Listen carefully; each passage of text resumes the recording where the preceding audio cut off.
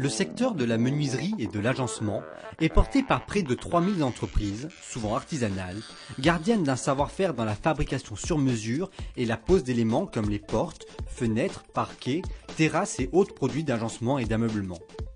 Par ailleurs, des entreprises familiales ont su développer en Bretagne une offre industrielle en produits. Cette offre s'est construite autour d'une connaissance parfaite des attentes des clients. Donc on va distinguer deux catégories en fait, de clientèle. Celle qui, par la singularité du bois, va valoriser l'authenticité.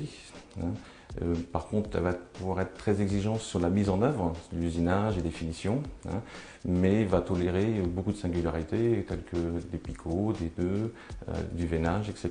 Voilà.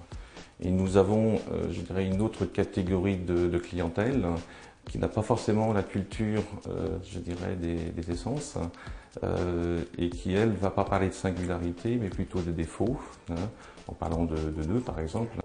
L'innovation est le moteur principal de ces entreprises qui cherchent en permanence les moyens de se différencier de la concurrence sur un marché devenu international. L'innovation passe par le multimatériau. Le bois n'est pas forcément utilisé seul, il peut être accompagné d'éléments verts, d'éléments inox, de corian et d'un certain nombre de matériaux en fait. L'innovation, essentiellement, c'est sur la recherche de performances thermiques, où on a des innovations intéressantes depuis quelques récentes années. L'objectif était d'atteindre le coefficient 1,6 UW. Maintenant, nous allons continuer sûrement à évoluer de manière forte, puisque l'objectif c'est d'atteindre le coefficient de 1 UW pour atteindre RT 2012 et RT 2020. Donc on va aller vers des innovations en épaississant les sections, qui vont essentiellement être des solutions à la mêlée-collée pour pouvoir mettre en œuvre aussi du triple vitrage.